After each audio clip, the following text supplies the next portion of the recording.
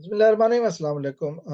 आज की इस वीडियो में मैं बात करूंगा पाकिस्तान के सोशल मीडिया पे, ख़ासकर और मेन स्ट्रीम मीडिया पर भी एक्टिव एक केस जो कि रियासत में नाम ज़हीर अहमद गैंग है।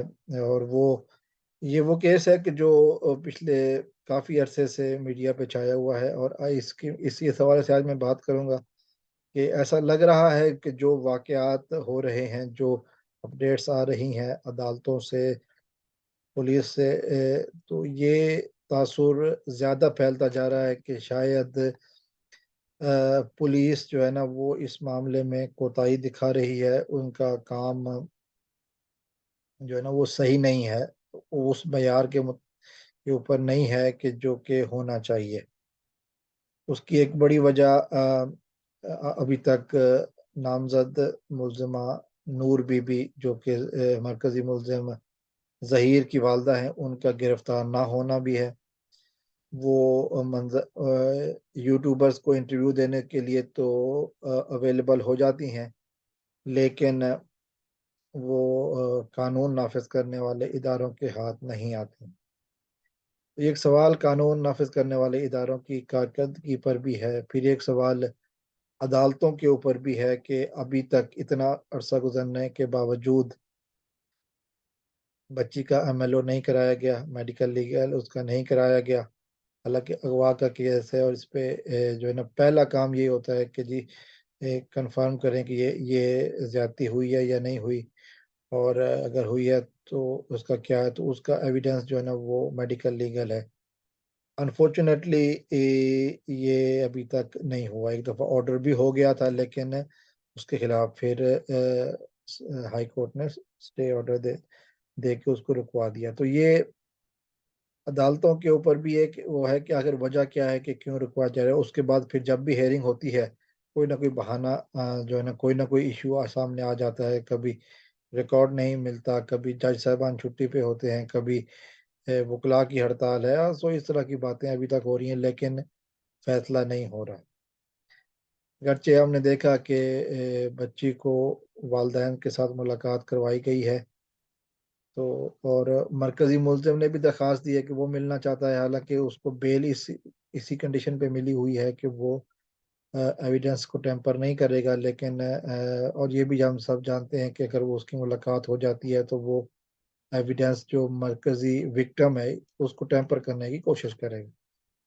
तो आगे उस दरख्वास्त पर भी अभी फैसला होना बाकी है। कतई नज़र इस बात के बहुत सारे यूट्यूबर्स हैं कि जो कि इस लड़की के वालिद मेहदी काज़मी साहब के सपोर्ट में खड़े हैं, और बहुत सारे कुछ यूट्यूबर ऐसे भी हैं कि जो कि मुखालिफ पार्टी के सपोर्ट में हैं। और ये वही लोग हैं कि जिनके साथ नूर बीबी मफरूर मुल्जिमा नूर बीबी का राब्ता है, और वो उनसे बाकायदा इंटरव्यू देने के लिए भी तो अवेलेबल हो जाती हैं। सवाल ये है कि क्या इस तरह के मामलात की कोई रोकथाम हो सकेगी।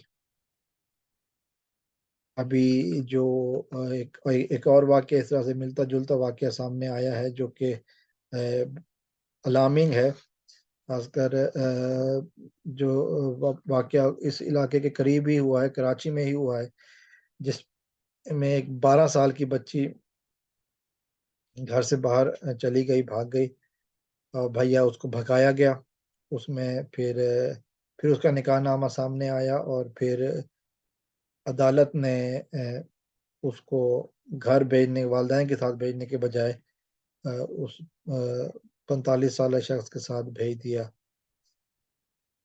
कि उसकी बीवी बना मानकर भेज दिया। तो हालांकि सिंध में जो कानून है वो 18 साल का है, सिंध में 16 साल का है। तो 12 साल की बच्ची को अदालत ने कैसे भेज दिया, सवालिया निशान तो है।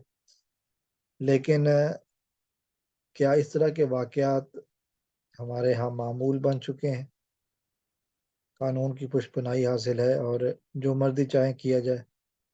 रात में एक व्लॉग सुन रहा था, तो उसमें जो बात कही गई वो जाहिर है वो भी एक बहुत बड़ा परेशान कुन और हैरान कुन बात है कि उस बच्ची के साथ क्या क्या हुआ, कहाँ कहाँ वो रुकी है।